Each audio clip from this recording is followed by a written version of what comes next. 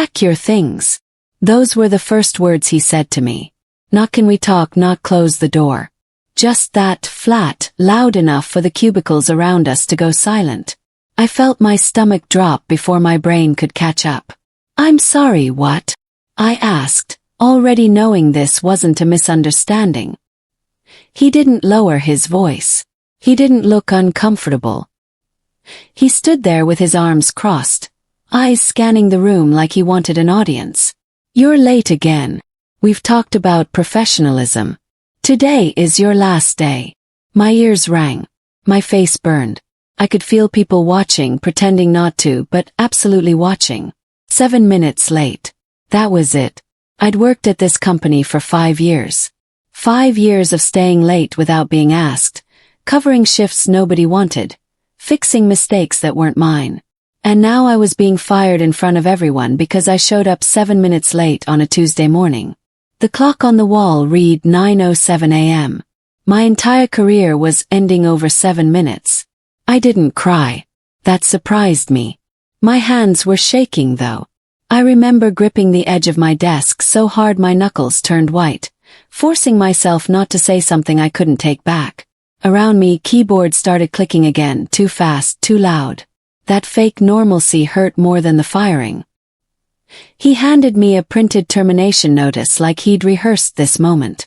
The paper was crisp, fresh from the printer. He'd prepared this before I even walked in. I looked up at him and realized something chilling. He'd been waiting for this. My manager, Vincent, had that look people get when they've finally found an excuse they've been searching for. This wasn't about being late. This was about something else entirely. Something I didn't understand yet. I folded the paper once, carefully, and set it down on my desk. I need 10 minutes to pack my things, I said quietly. He nodded once and walked away, leaving me standing there with my coworkers pretending they couldn't hear any of it. I carried my box past people I'd covered shifts for. People I'd stayed late for. People who knew damn well this wasn't fair. No one said a word. Marcus, who I'd trained when he started 6 months ago, stared at his screen like it held the secrets of the universe. Bethany, who I'd helped through her performance review last quarter, suddenly found her phone fascinating. One coworker avoided my eyes completely. Another gave me a look that said I'm sorry but didn't move. That's when the anger finally hit. Not explosive. Cold. It settled in my chest like ice water, clear and sharp and absolutely focused. I didn't blame them for not speaking up. Fear keeps people quiet. But I'd remember who stayed silent. The elevator doors opened. I stepped inside with my cardboard box of desk photos and a coffee mug someone gave me 3 birthdays ago. The doors closed on that office, on those faces, on 5 years of my life. And something inside me closed too. At the time, I didn't know that ending yet. All I knew was that my career had just been erased in front of an audience, and I was expected to walk away quietly. My name is Sophia Whitmore. I was 31 years old, single, living in a 1-bedroom apartment I could barely afford, and I just lost the job I'd built my entire adult life around. I sat in my car in the parking garage for 20 minutes before I could turn the key. My phone sat silent in the cup holder. No text, no calls, no one checking if I was okay. The steering wheel felt cold under my hands. Outside, people walked to their cars, normal people having normal days, and I couldn't understand how the world was just continuing like nothing had happened. Like I hadn't just been humiliated and dismissed over 7 goddamn minutes. Finally, I started the car and drove home in silence, not even turning on the radio. I never even told him why I was late. I'd been dealing with something personal, something real, but I didn't believe in using pain as leverage. My aunt had called me that morning in tears. She'd raised me after my parents died, and now she was alone in a hospital waiting room, scared and needing someone to talk to. I stayed on the phone with her for 30 minutes. That made me late. But I didn't tell Vincent any of that. I thought my track record would speak for itself. 5 years of arriving early, staying late, never complaining. 5 years of being the person everyone leaned on when things broke. I was wrong. As I unlocked my apartment door, my phone finally buzzed. A text from HR with a link to Cobra insurance information and a reminder to return my security badge within 3 business days. No thank you for your service. No, we appreciate your contributions. Just insurance paperwork and a deadline. I set my phone down and stared at the ceiling. Others showed up late all the time. They laughed it off. Got coffee first. Made jokes. Brandon showed up late twice a week and Vincent just smiled and said something about traffic. Melissa once strolled in 40 minutes late with shopping bags and nobody said a word. Especially Vincent's favorite, Trevor, the one who somehow never faced consequences. Trevor could disappear for 2-hour lunches and return smelling like beer, and Vincent would just nod like it was fine. But I was 7 minutes late once, and my career was over. That's when I realized this wasn't about punctuality. It was about power. Vincent had wanted me gone, and he'd finally found his excuse. I thought about all the times I'd watched Trevor get praised for work I'd done. All the meetings where Vincent presented my ideas as his own. All the moments I'd swallowed my frustration because I thought loyalty mattered. I'd been so stupid. Loyalty only flows one way with people like Vincent. A year earlier, I'd covered for a mistake he made, one that could have cost him his job. A major client report had gone out with the wrong data. Vincent's data. His error. But when the client called furious, Vincent panicked. He'd pulled me aside, voice shaking, asking if there was any way to fix it. I'd stayed until midnight rebuilding the report from scratch, double-checking every number, personally delivering the corrected version to the client the next morning. I took the heat, apologized for the confusion, made it seem like a simple miscommunication instead of his carelessness. The client calmed down. The contract stayed. And Vincent never thanked me, not really. Just gave me a relieved smile and moved on like it never happened. Standing there fired, holding that termination letter, I understood something painful. He remembered that night too. He remembered that I knew. That I'd seen him vulnerable and incompetent. And people like Vincent don't forgive you for witnessing their weakness. They wait. Then they erase you the first chance they get. The HR email arrived an hour later. I was still sitting on my couch, still in my work clothes, staring at nothing. The subject line read, "Termination documentation." I opened it with shaking hands. Unfortunately, due to repeated tardiness and failure to meet professional standards, your employment has been terminated effective immediately. We appreciate your contributions during your tenure. This decision was final and not subject to appeal. One sentence stood out, glowing like neon in my brain.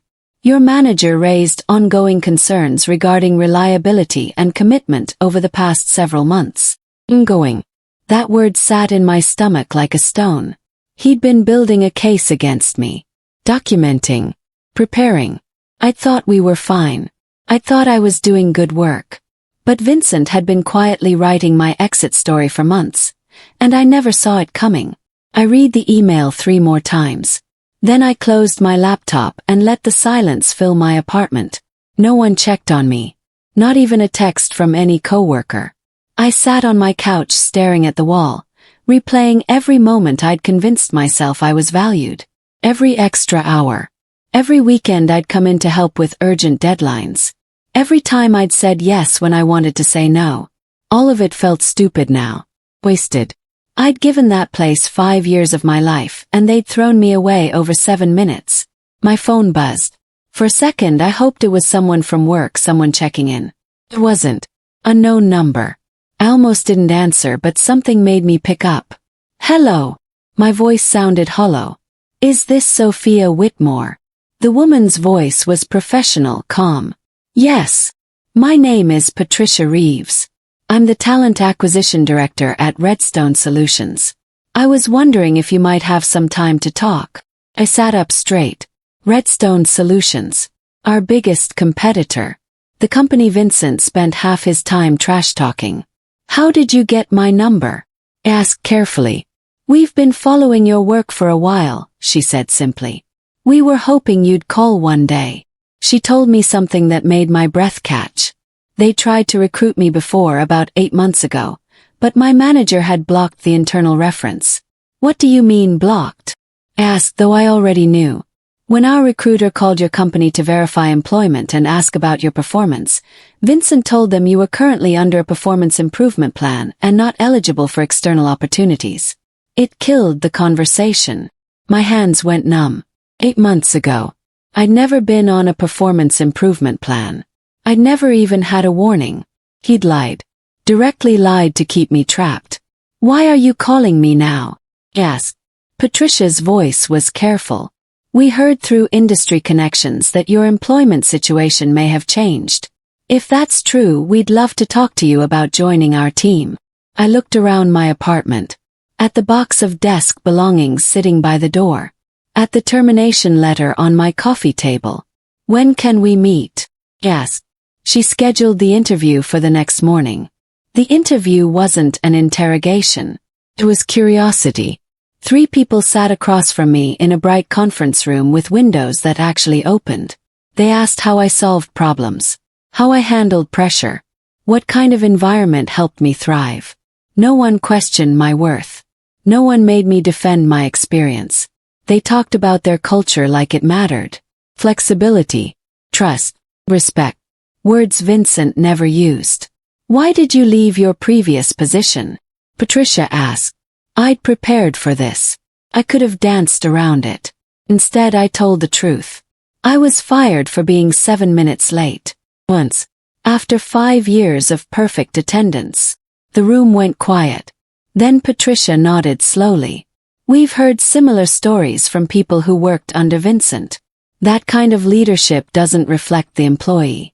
It reflects the leader. Something broke open in my chest. Someone believed me. After that, they asked about my projects, my strategies, my ideas. They leaned in. They took notes. They asked follow-up questions that showed they were actually listening. When the interview ended, I felt lighter than I had in years. The offer came fast. More pay. More respect. Flexibility I'd never been trusted with before. And a title bump, senior analyst instead of just analyst. They sent the formal offer that evening by email. I opened it on my phone and had to read it twice to believe the salary number. 22% more than what Vincent had been paying me. I called Patricia back within the hour. I accept. Wonderful, she said, and I could hear the smile in her voice. We'll send over the paperwork tonight. Can you start Monday? Monday. 4 days away. Yes, I said without hesitation. After I hung up, I sat in my apartment and felt something unfamiliar. Relief. Not revenge. Not triumph. Just pure, clean relief. That night, for the first time since being fired, I slept through the night without waking up anxious. I dreamed about windows that opened. About people who asked questions and listened to the answers. About a place where showing up 7 minutes late didn't erase 5 years of loyalty. When I woke up, the sun was streaming through my curtains and I felt something close to hope. On my first day at Redstone, someone thanked me for asking a question. I almost laughed. We were in a team meeting discussing a client strategy, and I'd raised my hand to ask about a detail that seemed unclear. The team lead, Marcus, not the Marcus from my old job but a different Marcus, stopped and said, "That's a great question. Thank you for catching that before we moved forward. Thank you for asking a question." That's how low the bar had been before. At Vincent's company, asking questions meant you weren't paying attention. It meant you were slowing things down. It meant you were a problem. Here it meant you were engaged. The meetings were different too. People actually talked to each other instead of performing for the manager. Ideas bounced around. Someone would build on what someone else said. Patricia would write things on the whiteboard and ask what we thought. We thought, not what she thought. When lunch came, 3 people invited me to join them. Nobody ate alone at their desk in silence. A former coworker texted me 2 weeks into my new job. Bethany, the one who'd stared at her phone when I was fired.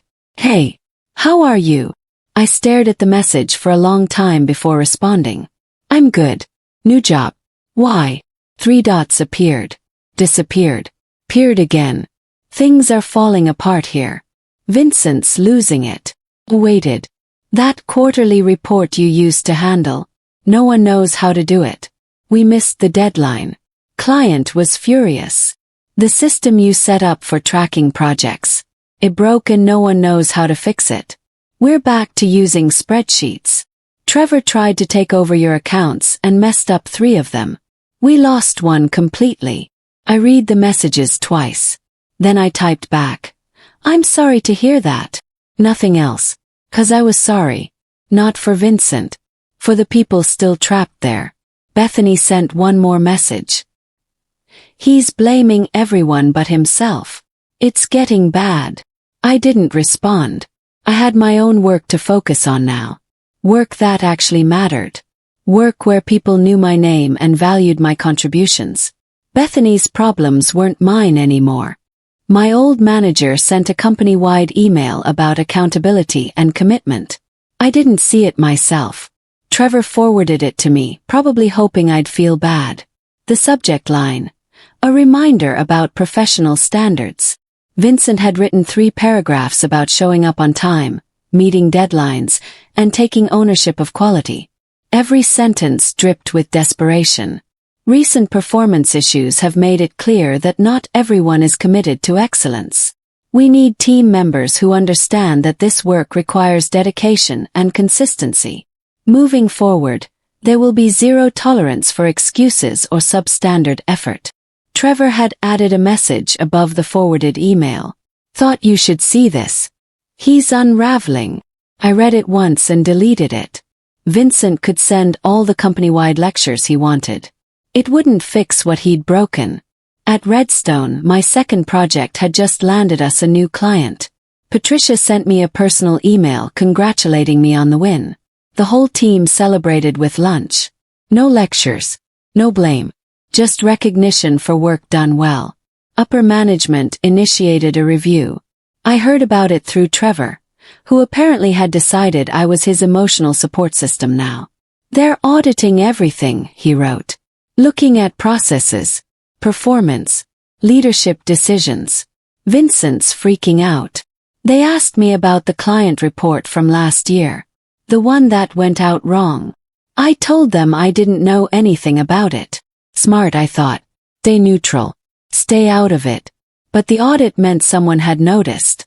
Someone in senior leadership had finally looked at Vincent's department and seen the chaos.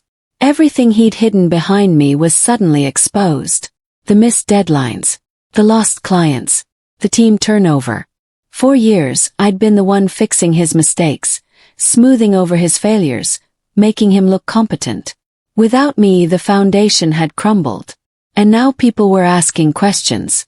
I thought about responding to Trevor but decided against it. This wasn't my circus anymore. I had my own work, my own team, my own success to build. Whatever was happening at my old company, they'd created it themselves. I saw him at an industry event 3 months later. A networking mixer downtown. I almost didn't go, but Patricia had encouraged me, said it was good for building relationships. I was talking to a potential client when I spotted Vincent across the room. He looked smaller somehow. Tired. His suit didn't fit quite right. There were dark circles under his eyes. He saw me at the same moment. Eyes met. He didn't approach me. I didn't approach him. We just stood there 30 feet apart, acknowledgement passing between us without words. Then he looked away and moved toward the bar. That was power. Not confronting him. Not needing to. Just existing in the same space, successful and unbothered, while he couldn't even hold eye contact. I turned back to my conversation with the potential client. She asked about my experience with client retention strategies. I told her about a system I'd developed at my new company. She was impressed. We exchanged cards. As I left that night, I saw Vincent again, standing alone near the exit, staring at his phone. I walked past him without a word. He tried to blame me.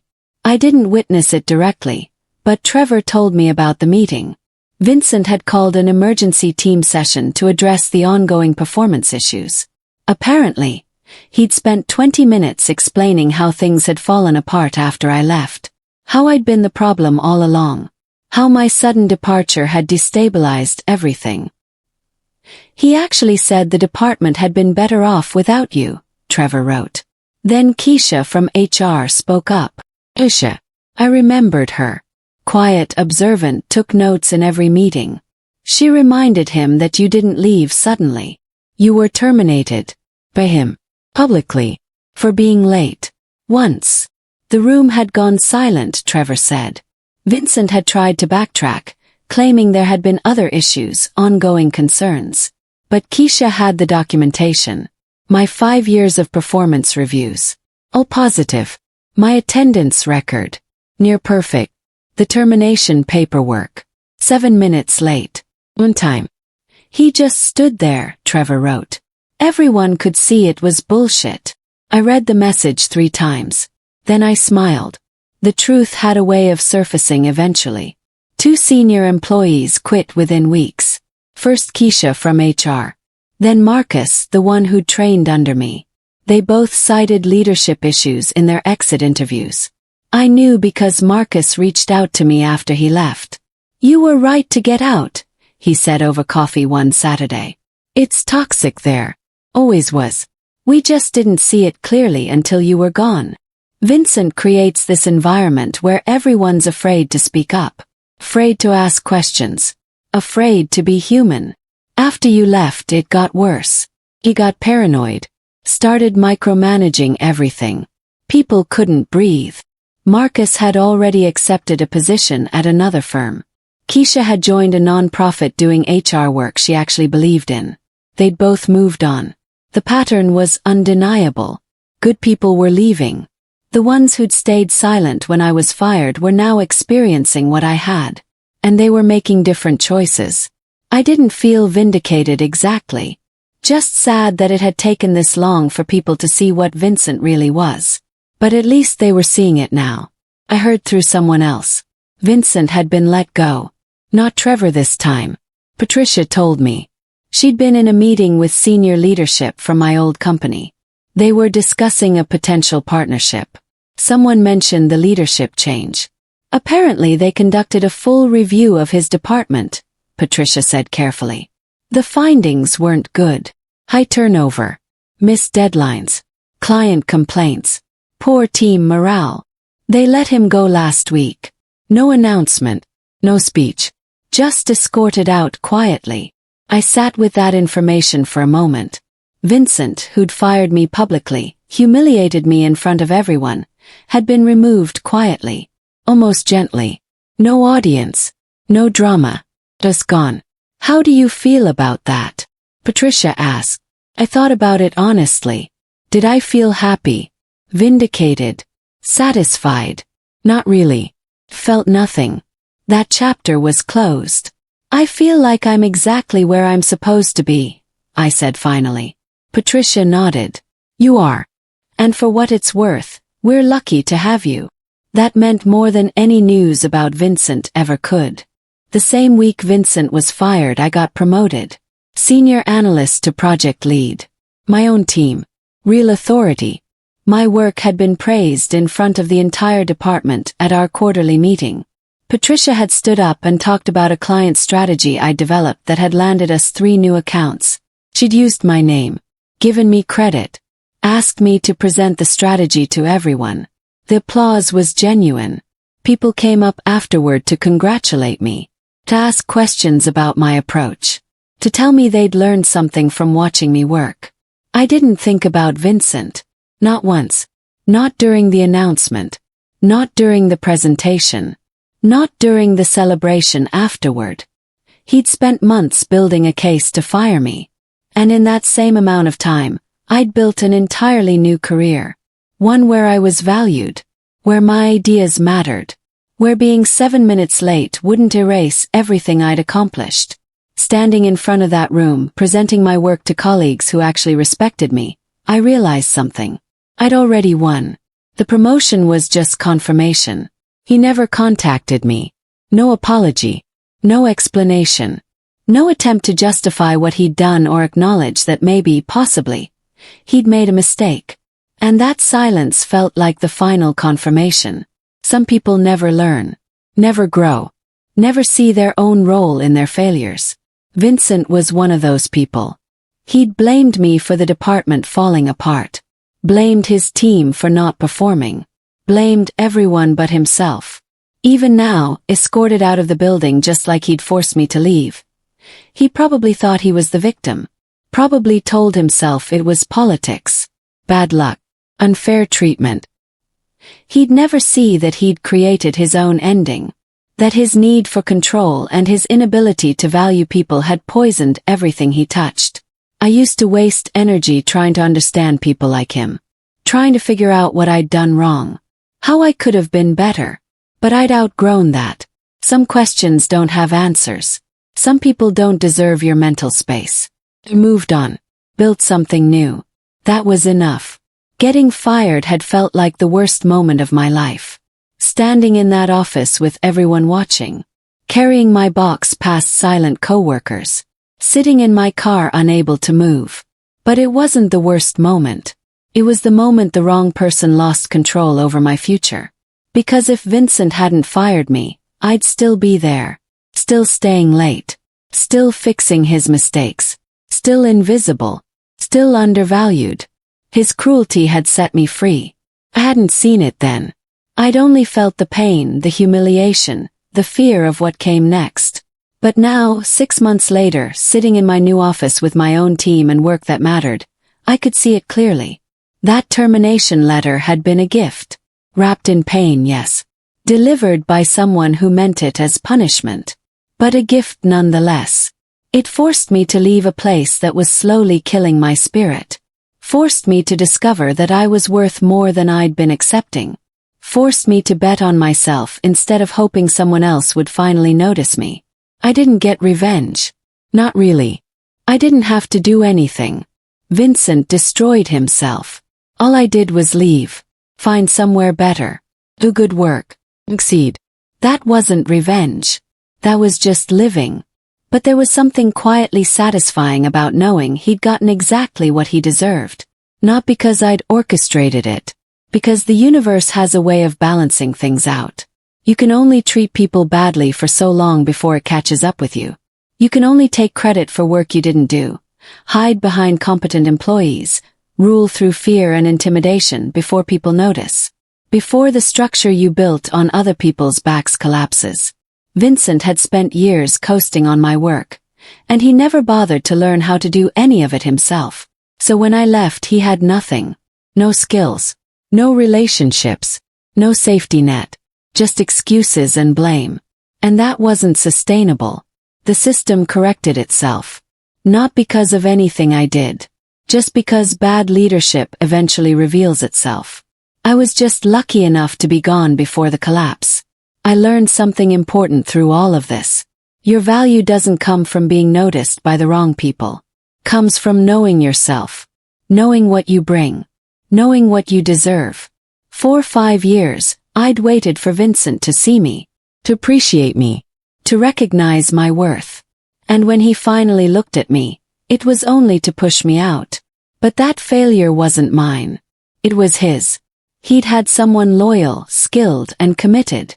And he threw it away because he felt threatened. Because he needed to feel powerful.